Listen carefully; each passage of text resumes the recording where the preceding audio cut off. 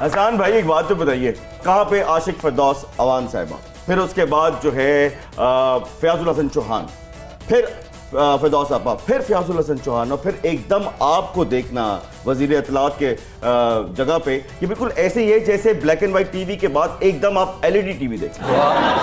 کیا کہیں گے اس بارے میں؟ دیکھیں بات یہ ہے کہ یہ تو وزیر اعلیٰ جو ہیں وہ ظاہر ہے کہ ٹیم کے سربراہ ہیں, اور یہ ان کا استحقاق ہے کہ وہ کس آرڈر پہ کس پلیئر کو کھلائیں اور کیسے کھلائیں اور کس وقت کس چیز کی ضرورت ہے.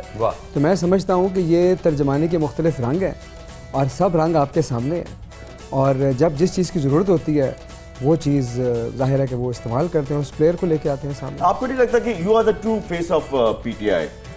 لیکن جہاں پہ ہم فردوس صاحبہ کو دیکھتے ہیں یا کسی اور روٹین کے لوگوں کو, روٹین کے سیاستدانوں کو دیکھتے ہیں, تو آپ کا سیاست میں آنا پہلے تو بتائیے کیسے ہوا؟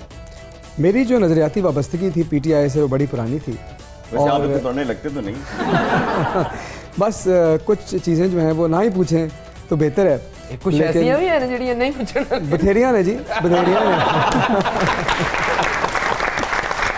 میری گل سنو, جی انہوں نے دسنی میرے کان چ دس دے, دس دیاں گے تانوں, ایک دو تانوں بھی دس دیاں گے جی جناب. ایک دو نال میرا کچھ نہیں بننا, مینوں کو تین دسنی ہے جی, کیونکہ یہ دو میں بھی بڑے کریزی نے.